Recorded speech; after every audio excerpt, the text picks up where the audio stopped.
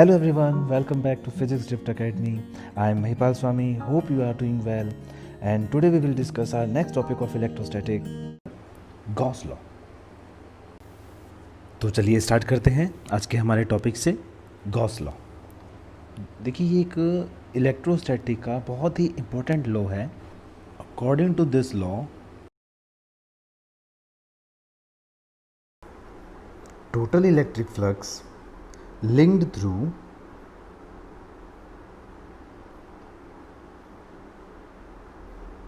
imaginary closed surface in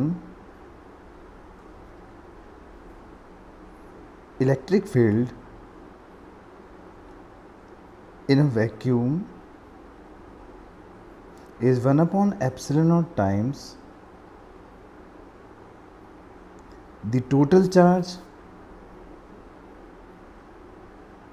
enclosed it। तो इसका meaning ये हुआ, total electric flux link through imaginary close surface. अगर कोई इमेजिनरी क्लोज सरफेस है तो उस इमेजिनरी क्लोज सरफेस से कितना फ्लक्स लिंक है, कितना फ्लक्स जुड़ा हुआ है इन इलेक्ट्रिक फील्ड इन वैक्यूम। किसी वैक्यूम में कोई इलेक्ट्रिक फील्ड है तो that electric flux is the 1 upon epsilon not times the total charge enclosed it. जैसे यहाँ पर, जैसे मान लो ये एक इमेजिनरी क्लोज सरफेस है और इस इमेजिनरी क्लोज सरफेस से कुछ फ्लक्स जुड़ा हुआ है, कुछ फ्लक्स लिंक है और that linked flux is phi e। तो अकॉर्डिंग टू गॉस लॉ कि ये जो फ्लक्स है this is the 1 upon epsilon not times of the total charge enclose it, कि इस सरफेस के अंदर कितना चार्ज है, इस सरफेस में जितना भी चार्ज है उसका 1 अपॉन एप्सिलॉन नॉट टाइम्स होगा। This is the Gauss law. और ये जो इलेक्ट्रिक फ्लक्स है इसका एक फॉर्मूला और है हमारे पास, और वो है integration over close surface E vector, जिस इलेक्ट्रिक फील्ड में ये रखा हुआ है, dot D A vector. And according to Gauss law this linked flux is 1 upon epsilon not times of the total charge enclosed by that imaginary surface. यानी ये हमारा एक फॉर्मूला है, गॉस लॉ है, और जो हमारे बहुत काम आने वाला है। किसी भी सरफेस से जुड़ा हुआ फ्लक्स फाइंड करना है तो हमें क्या करना है कि उस सरफेस के अंदर जो चार्ज है and divide by epsilon not. This is the absolute permittivity of free space, जो हमने स्टार्टिंग के लेक्चर में किया हुआ है। तो एक बार आप उनको भी रिकॉल कीजिए। आप इसी लॉ को एक अदर फॉर्म में भी लिख सकते हो, that phi e is q enclosed upon epsilon naught, and we know very well that k, our Coulombian constant k, is 1 upon 4 pi epsilon naught. So we can say that 1 upon epsilon naught can be replaced by 4 pi k. So phi e is 4 pi k and this q enclosed. q enclosed का meaning है total charge, उस surface में जो total charge है that is q enclosed, और ये हमारा Gauss law होगा। अब हम बात करते हैं गॉस लॉ से जुड़े हुए कुछ पॉइंट की जो हमारे काम आएंगे, जिससे हमारे इससे जुड़े हुए कुछ कन्फ्यूजन है वो दूर होंगे। जैसे यानी जो value of phi is independent of the size and shape of the Gaussian surface. Gaussian surface क्या है, जो भी आप इमेजिनरी सरफेस एज्यूम करोगे that is our Gaussian surface, that is our Gaussian surface. तो ये जो फाई है, इलेक्ट्रिक फ्लक्स है, this is independent of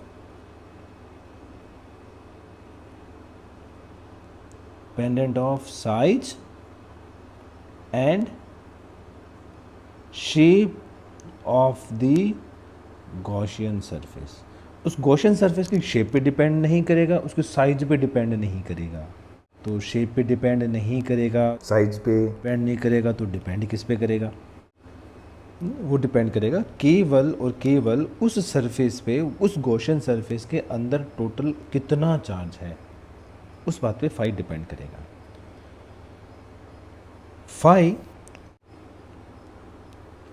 phi does not depend on the charge distribution, कि कोई सरफेस है, उस सरफेस के अंदर चार्ज किस तरह से डिस्ट्रीब्यूट है, इस बात पर फाई डिपेंड नहीं करेगा। फाई को इससे कोई लेना देना नहीं है कि इस सरफेस के अंदर चार्ज किस तरह से रखा हुआ है, कि कहाँ कहाँ डिस्ट्रीब्यूट है। फाई डिपेंड करेगा कि इस सरफेस के अंदर टोटल चार्ज कितना है, नंबर कितना है। फाई इस बात पर डिपेंड करेगा। अगर हम और बात करें इसके बारे में,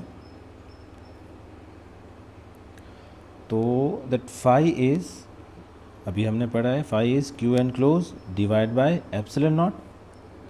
तो यहाँ पर दो वैल्यू हो सकती है, that if our value of Q enclose, जो टोटल चार्ज की जो वैल्यू है वो पॉजिटिव निकल के आ रही है, पॉजिटिव निकल के आ रही है, तो इस केस में जो फाई होगा पॉजिटिव होगा। फाई पॉजिटिव का मीनिंग ये हुआ कि जो हमारा फ्लक्स है that is outward flux. Flux कैसा होगा, आउटवर्ड होगा, यानी जो भी कोई सरफेस आपने एज्यूम की है उस सरफेस से इलेक्ट्रिक फील्ड लाइंस बाहर की तरफ निकलेगी, इसका मतलब ये हुआ। और इसी तरह से if Q enclose is negative, कि जो टोटल चार्ज है, टोटल सम करके जो चार्ज निकल के आएगा उस सरफेस के अंदर वो नेगेटिव है, तो वो नेगेटिव है जिसका मीनिंग ये हुआ कि जो फाई है इलेक्ट्रिक फ्लक्स वो भी नेगेटिव होगा। इलेक्ट्रिक फ्लक्स नेगेटिव का मीनिंग ये हुआ कि जो फ्लक्स है वो इनवर्ड फ्लक्स है। इनवर्ड फ्लक्स का मतलब ये हुआ जो आपने सरफेस मानी हुई है उस सरफेस के अंदर आ रही है electric field lines. Is it clear? अब हम चलते हैं हमारे नेक्स्ट पॉइंट की तरफ। ठीक है, इसी तरह से हम फाई का एक फॉर्मूला और लिख सकते हैं कि फाई टोटल, किसी भी सरफेस पे जो फाई टोटल होता है, जो टोटल फ्लक्स की हम बात करें वो हम इस तरह से निकाल सकते हैं कि आउटवर्ड फ्लक्स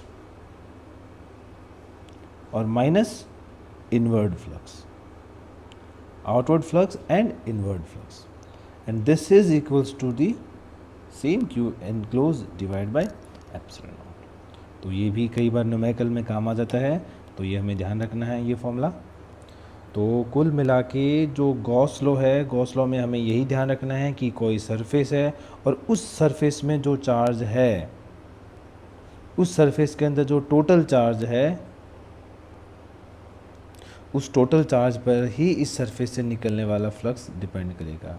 तो phi E is Q enclose upon epsilon. जैसे अगर इस सरफेस में यहाँ पर Q1 चार्ज है, Q2, Q3, Q4, Q5, ये प्लस माइनस कुछ भी हो सकते हैं, तो यहाँ जो क्यू एनक्लोज की जो वैल्यू होगी that is Q1 plus Q2 plus Q3 plus Q4 plus Q5। उसका बाहर कितने भी चार्ज हो उसका कोई मतलब नहीं है। गॉस लॉ में जो हम फ्लक्स फाइंड करेंगे वो फ्लक्स डिपेंड कर रहा है केवल उस जो आपने गॉसियन सरफेस मानी है, उस गॉसियन सरफेस के अंदर कितना चार्ज है, उस बात पर डिपेंड करेगा फाई। बाहर कितना चार्ज है इससे कोई लेना देना नहीं है हमें। जैसे ये कोई सरफेस है और इस सरफेस के अंदर अगर आपने डाइपोल रखा हुआ है, इलेक्ट्रिक डाइपोल रखा हुआ है, इसका मतलब एक प्लस क्यू चार्ज है माइनस क्यू चार्ज है, तो इस केस में फाई की वैल्यू ज़ीरो होगी। फाई की वैल्यू ज़ीरो क्यों होगी? क्योंकि यहाँ जो क्यू एनक्लोज है, क्यू एनक्लोज मतलब plus Q minus Q equals to zero. जब क्यू एनक्लोज ज़ीरो इसका मतलब फाई भी ज़ीरो होगा। तो फाई ज़ीरो होने का मीनिंग ये नहीं है कि वहाँ कोई चार्ज नहीं है, उस सरफेस के अंदर कोई चार्ज नहीं है। फाई ज़ीरो होने का मीनिंग गॉस लॉ में ये है कि उस सरफेस के अंदर जो एनक्लोज चार्ज है वो ज़ीरो है, टोटल चार्ज है वो ज़ीरो है। देखो अभी अभी हमने गॉस लॉ किया है, अब हम बात करते हैं इसके प्रूफ की, कि इसका प्रूफ क्या है। It means proof of Gauss law. कुछ बुक्स में थ्योरम भी लिखा हुआ है, तो यहाँ पर ये मैटर नहीं करता। तो ये क्वेश्चन आपको बता दूँ बहुत इम्पोर्टेंट है, और ये 2020 के जो CBSE एग्ज़ाम हुआ है उसमें पूछा गया है। तो जो गॉस लॉ है वो कहता क्या है कि जो फाई ई होगा, जो इलेक्ट्रिक फ्लक्स है किसी इमेजिनरी सरफेस से निकलने वाला, that is equals to Q enclose upon epsilon not, है ना। हमें ये प्रूव करना है कि हमें ये प्रूव करना है कि फाई ई इसके इक्वल आना चाहिए। तो ये प्रूव करने के लिए हम जो स्टेप करेंगे, पहले वो स्टेप डिस्कस करता हूँ ताकि फिर ये प्रूफ बहुत आसान होगा हमारे लिए। तो वो स्टेप कुछ इस तरह से, यानी सबसे पहले हमें यानी इसमें हमें फाई ई का एक्सप्रेशन तो फाइंड करना ही पड़ेगा क्योंकि हमें इलेक्ट्रिक फ्लक्स फाइंड करना है। तो फाई ई की जो, अगर हम मेन डेफिनेशन की बात करें, जब हमने इलेक्ट्रिक फ्लक्स का लेक्चर किया था तो उसमें हमने ये किया था, तो उसमें हमने ये किया था that phi E is integration over close surface E vector dot D A vector. तो ये हमने किया था। तो यानी अगर हमें फाई ई का एक्सप्रेशन फाइंड करना है तो हमारा सबसे पहला काम होगा कि हमें इलेक्ट्रिक फील्ड इंटेंसिटी का वेक्टर फॉर्म चाहिए किसी भी गिवन चार्ज के लिए। उसके बाद में हम क्या फाइंड करेंगे कि जो हमने गॉसियन सरफेस एज्यूम की है, उस गॉसियन सरफेस में हम एक स्मॉल एलिमेंट लेंगे, स्मॉल एरिया एलिमेंट लेंगे, उसकी वैल्यू फाइंड करेंगे। उसके बाद में दोनों का डॉट प्रोडक्ट लेना है हमें, यहाँ पर ई vector dot D A vector dot product लेना है, और डॉट प्रोडक्ट के बाद में फिर हमें उसका इंटीग्रेशन लेना है, ई vector dot D A vector, यानी ये जो एक्सप्रेशन आएगा यहाँ पर उसका हमें इंटीग्रेशन लेना है। और इंटीग्रेशन लेने के बाद में हमारी वैल्यू क्या आनी चाहिए, Q enclose upon epsilon not. अगर ऐसा है then we can say that हमारा जो गॉस लॉ है वो बिल्कुल सही है। तो चलिए स्टार्ट करते हैं। तो ना suppose an isolated positive charge Q situated at the centre of sphere of radius R, और एक R रेडियस का कोई स्फीयर है, उसके सेंटर पे हमारा पॉजिटिव चार्ज है। ये हमने यहाँ पर एज्यूम किया है कि ये जो रेडियस जो स्फीयर है, इस स्फीयर की रेडियस कितनी है, R है, और इसके सेंटर पे एक पॉजिटिव चार्ज रखा हुआ है। तो पॉजिटिव चार्ज रखा हुआ है, और ये जो पॉइंट है यहाँ पर, ये जो पॉइंट है, इस पॉइंट को मैं कंसिडर कर रहा हूँ पॉइंट P। ओके, तो इंटेंसिटी, इलेक्ट्रिक फील्ड इंटेंसिटी की बात कर रहे हैं हम। देखो जैसे हमारा पॉइंट ध्यान है, सबसे पहले हमें क्या फाइंड करना है यहाँ पर, सबसे पहले हमें इलेक्ट्रिक फील्ड इंटेंसिटी फाइंड करनी है। तो हमारा एक्सप्रेशन यही होगा। तो हम स्टार्ट करते, तो हम लिखते हैं दैट इंटेंसिटी फाइंड करते हैं पॉइंट P पर, इस पॉजिटिव चार्ज की वजह से पॉइंट P पर इलेक्ट्रिक फील्ड इंटेंसिटी फाइंड करते हैं। तो इंटेंसिटी एट पॉइंट P पर इस पॉजिटिव चार्ज की वजह से R डिस्टेंस पे जो पॉइंट P है उस पर इलेक्ट्रिक फील्ड इंटेंसिटी के एक्सप्रेशन में फाइंड करना है। तो E vector is equals to, formula क्या होता है पॉइंट चार्ज के लिए, के क्यू अपॉन आर स्क्वायर। तो के क्यू अपॉन आर स्क्वायर। अब देखो यहाँ पर हमने वेक्टर फॉर्म लिया है, तो यहाँ पर हमें डायरेक्शन को शो करना पड़ेगा। और अगर हम डायरेक्शन की बात करें तो आपको याद होगा कि जो इलेक्ट्रिक फील्ड इंटेंसिटी की डायरेक्शन होती है, वो जिस पॉइंट पे हमें इलेक्ट्रिक फील्ड इंटेंसिटी फाइंड करना है, तो वो क्या होती है, रेडियली आउटवर्ड। जो लाइन दोनों पॉइंट को मिलाने वाली लाइन है उसी के अलॉन्ग होती है। So this is the direction of electric field intensity due to charge positive Q at point P is this. तो this is the direction of electric field intensity R है। तो ये हमारा एक्सप्रेशन हुआ इलेक्ट्रिक फील्ड इंटेंसिटी का। Equation 1, इसको हम O नाम देते, सेंटर है ये हमारा। अब हमें क्या फाइंड करना है, जो मैंने आपको टेक्निक बताई थी कि हमने इलेक्ट्रिक फील्ड इंटेंसिटी फाइंड हो गई। अब हमें फाइंड करना है DA वेक्टर। DA वेक्टर यानी जो हमने सरफेस एज्यूम किया है, ये हमने एक तरह का सरफेस एज्यूम किया है, तो इस सरफेस पे हमें एक छोटा सा कोई एरिया एलिमेंट लेना है। This is the are considered small area element. Small area element लिया हमने, और DA। तो जो एरिया एलिमेंट है वो भी हमें क्या फाइंड करना, वेक्टर में है, तो DA वेक्टर। तो फॉर्मूला क्या होगा, वही वेक्टर क्वांटिटी है, तो DA, जहाँ हमने एरिया वेक्टर किया था हमारे प्रीवियस लेक्चर में, तो आप देखिए DA vector is equals to DA, और साथ में क्या है उसकी डायरेक्शन। तो एरिया वेक्टर की डायरेक्शन भी जो आपने एरिया लिया है उसके परपेंडिकुलर होती है, बाहर की तरफ होती है। So this is the direction of our area vector, same वही आर कैप के अलोंग। और यहाँ पर मैं इसको एन कैप से एज्यूम कर देता हूँ, बस यहाँ पर एज्यूम कर रहा हूँ उसको एन कैप से। तो DA vector is DA n cap.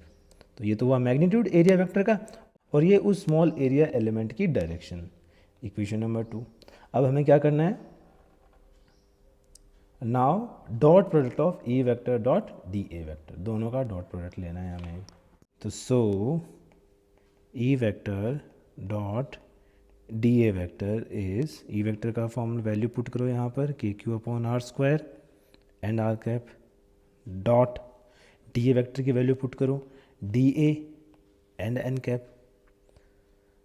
तो जो हम डॉट प्रोडक्ट यूज़ करते हैं उसमें आपको ध्यान है, मैग्नीट्यूड को तो हम एक साथ लिख लेते हैं। ये जो मैग्नीट्यूड है is k Q upon r square D A, और यहाँ पर direction r cap dot n cap. अब हम r cap dot n cap को सॉल्व करते हैं यहाँ पर, देखो। तो here according to our this diagram the direction of r cap and n cap is same, or we can say that the angle between r cap and n cap is 0। तो दोनों के बीच का एंगल 0 है, तो r cap dot n cap, जैसे i dot i क्या होता है 1 होता है, j डॉट j 1 होता है, k डॉट k 1 होता है, तो यहाँ r डॉट n भी क्या होगा 1 होगा, क्योंकि दोनों की डायरेक्शन क्या है, यहाँ पर दोनों की डायरेक्शन सेम है। ये जैसे आपको ध्यान होगा A vector dot B vector is A B cos theta, क्योंकि यहाँ पे थीटा 0 है, तो वह कॉस 0 1 हो गया, और ए और बी यहाँ पर हमने पुट कर ही दिया, ये ए और ये बी। तो ये हमारे पास वैल्यू आई है इक्वेशन 3। अब हमें क्या करना है, हमारे पास E vector dot D A vector की वैल्यू आ चुकी है, और अब हमें हमारे सीक्वेंस के अकॉर्डिंग हमें क्या करना है, इनका इंटीग्रेशन लेना है। तो चलिए अब हम इसका इंटीग्रेशन लेते हैं, बहुत आसान है ये। Now taking integration both side, ये जो इक्वेशन 3 है इसमें दोनों तरफ हम इंटीग्रेशन ले लेते हैं क्लोज सरफेस के अलोंग, तो कुछ इस तरह से का एक्सप्रेशन मिलेगा हमें। So integration over close surface E vector dot D A vector is equals to integration, ये जो वैल्यू बस ये पुट कर रहे हैं यहाँ पर, k Q upon r square D A. इसकी वैल्यू तो 1 हो चुकी है, k Q upon r square D A. तो यहाँ पर के क्यू आर स्क्वायर ये तो हमारे इस पर्टिकुलर केस के लिए कांस्टेंट है, तो ये जो इंटीग्रेशन ओवर क्लोज सरफेस है ये किस पे अप्लाई होगा, डी ए पे अप्लाई होगा। इसका मतलब ये हुआ कि जो हमने जितने भी छोटे एरिया की ये जो पूरे सरफेस है, इस सरफेस को हम इस तरह के छोटे छोटे इस तरह के स्मॉल एरिया एलिमेंट में अगर हम डिवाइड करें, और फिर उन सभी एरिया एलिमेंट को अगर हम ऐड करेंगे, then we get our curved surface area of the sphere. So K Q upon r square, और इसके जगह हम क्या पुट कर सकते हैं, कर्व्ड सरफेस एरिया हमारे इस फिगर का। तो क्योंकि इसकी रेडियस यहाँ पे आर है, तो so this is the 4 pi r square. और जब हम इसको सॉल्व करेंगे तो वैल्यू आएगी इधर के क्यू एंड 4 पाई, ये आर स्क्वायर कैंसिल हो जाएंगे। और यहाँ पर ये वाला जो एक्सप्रेशन है ये हमारे इलेक्ट्रिक फ्लक्स की डेफिनेशन के हिसाब से this is equal to phi E electric flux, and this is the k q 4 पाई। और यहाँ पे अगर मैं के की वैल्यू रखूँ, we know that value of k is 1 upon 4 pi epsilon naught, so phi e is 1 upon 4 pi epsilon naught q 4 pi cancel, and phi e is q upon epsilon naught। तो इस तरह से जो Gauss law है ये prove होता है। यहाँ पर q एनक्लोज की जगह q आया है, क्योंकि इस फिगर में q एनक्लोज का मतलब है जो हमने फिगर कंसिडर किया था, ये फिगर, इस फिगर के अंदर इस सरफेस, इस क्लोज सरफेस के अंदर टोटल कितना चार्ज है, क्यू चार्ज ही है, इसलिए ये जो क्यू है this is the Q enclose. तो इस तरह से ये जो गॉस लॉ है ये प्रूव होता है। और जो हमारा नेक्स्ट लेक्चर होगा वो रिलेटेड होगा गॉस लॉ की एप्लीकेशन से। गॉस जो थ्योरम है उसकी एप्लीकेशन से बहुत इंपॉर्टेंट है। हमारे पास 4 एप्लीकेशन हैं, और चारों एप्लीकेशन ही अल्टरनेटिवली एग्ज़ाम में आती रहती है।